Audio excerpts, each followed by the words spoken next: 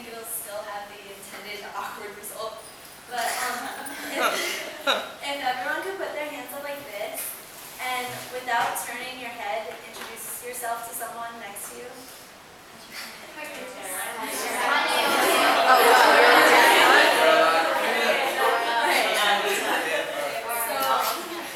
How was that? Pretty awkward? Yeah, weird, strange? Alright, so I want you to do the same thing, but this time take down your hands and you can turn your head if you want.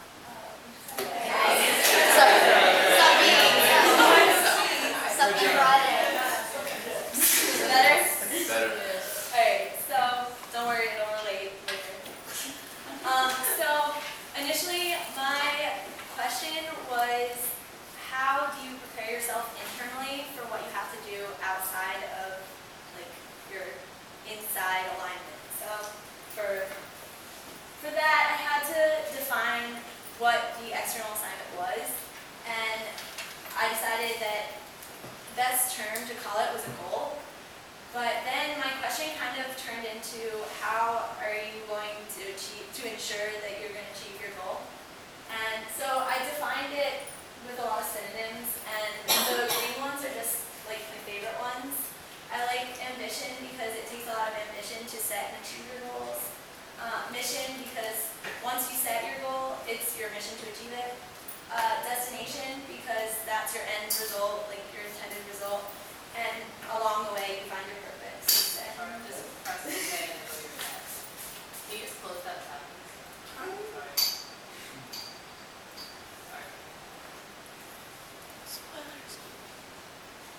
Alright, so that's that. So here are a few statistics about goal making. A lot of people think that goal making is really important, but 8 in 10 people say that they lack an overall goal. And I thought this was really surprising because me personally, I always have a goal. I always have something to strive for because it helps to keep me focused. Of the people who actually do make New Year's goals, this is like based on New Year's resolutions and stuff, 1 in 5 actually write them down. And so maybe it isn't surprising that 1 in 4 people make the same resolution over and over again and they still don't achieve it. And it is proven that once you write down your goal, you're more likely to achieve it. But I don't think that not writing down your goal is what causes you not to achieve it. I think it's the fact that you get so caught up in focusing on one goal and you have your blinders up and you can't like look back on what you did if you don't write it down. So you can't make changes and figure out what would have made your goal better. So these are some of the top 5 resolutions, and only an average of 8% felt that they actually achieved it. So that was also really surprising for me too. So like after reading all these statistics and stuff, I was like, well, is it really worth it to make goals? Like, what does it actually do for you? Well, if you can commit, it makes a big difference. There was a study done at Harvard of the graduate students. They were interviewed on their goals after they graduated, and 84% said they had no goal. Again, a huge number, really surprising. 13% said that they had goals but they didn't write them down, and I thought that was like pretty reasonable because sometimes I'll make goals in my head and I won't write them down. And then 3% had clear written goals. And for me, I write down my bigger goals, and my mini goals I just kind of like have myself. So then 10 years later, they interviewed the same graduate students, and the 3% who had written goals were making 10 times as much money as the other 97%, and then the 13% who had goals were making twice as much money as the 84% without goals. So that shows that like writing them down really does make a huge difference. So it's important to remember that when you make goals, you set them for yourself, not to impress anyone else. It's all about where you are, where you want to be. You don't want to do too much too fast because you can get overwhelmed and then get discouraged. Excuse me.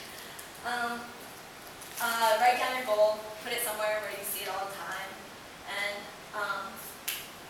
yeah, it'll help keep you focused on what you want to do. So you guys are like, why the blinders? What's going on here? So the blinders are really important because if you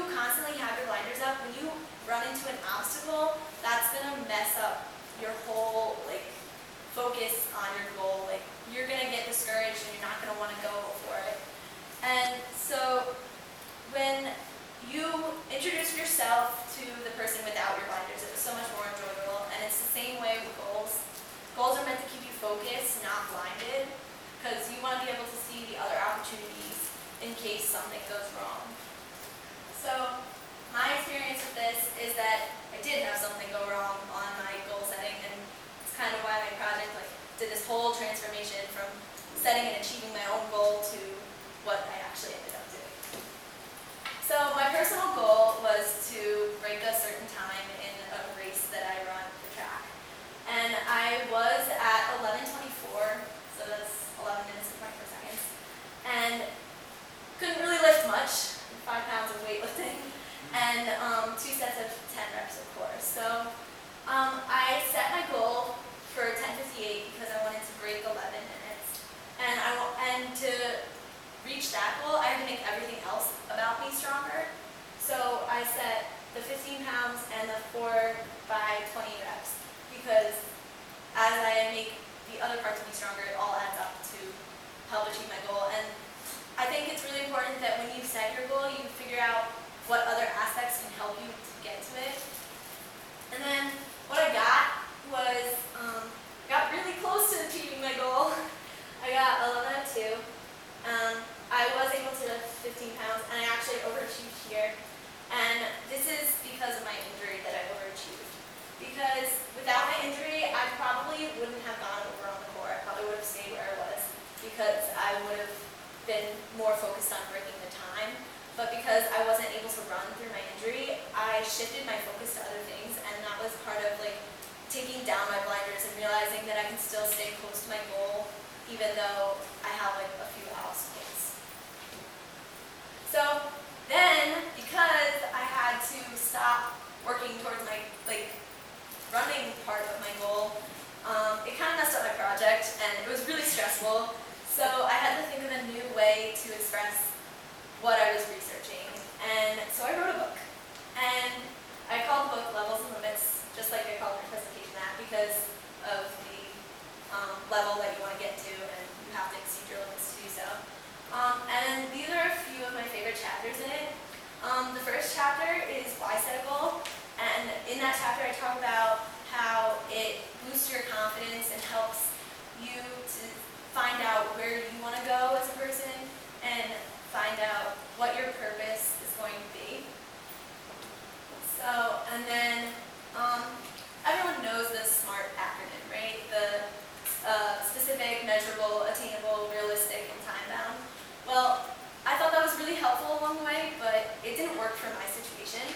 So I added some letters, and I called it Smartest because I liked it better. And the E stands for encouragement, which I'll talk about when I get to the motivating with inspiration. S stands for striving, because if it doesn't challenge you, it doesn't change you. Everyone's heard that before.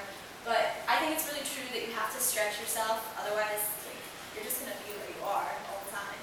And then the T stands for transposable, because you want to be able to have a backup plan and not have your blinders up. And then that brings me to keeping your blinders from ever going up.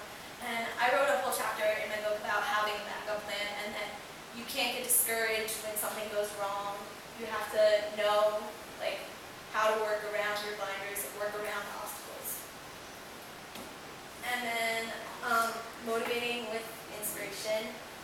For me personally, this is my favorite chapter to write because I work best when I'm inspired, and I like quotes a lot, so I kind of go crazy with them.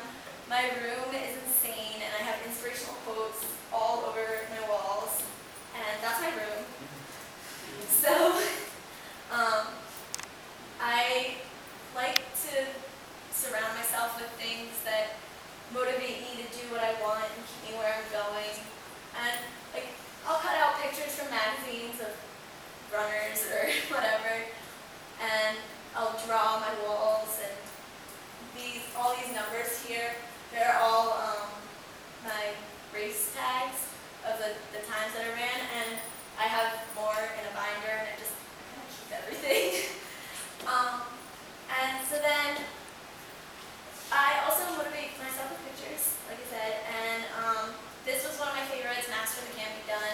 because like you can't really master the can't be done, but you can go beyond what you think can be done and find out like what you're actually capable of. So I thought that was really cool.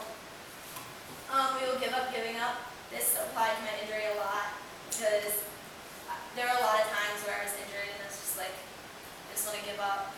And this actually reminded me a lot of one of my friends that I met sophomore year, the first year I started running, and she went through a lot of injuries. She was a senior at that time, and she kept coming back and kept working at it, and I liked seeing how great she was, like despite all of the setbacks that she had.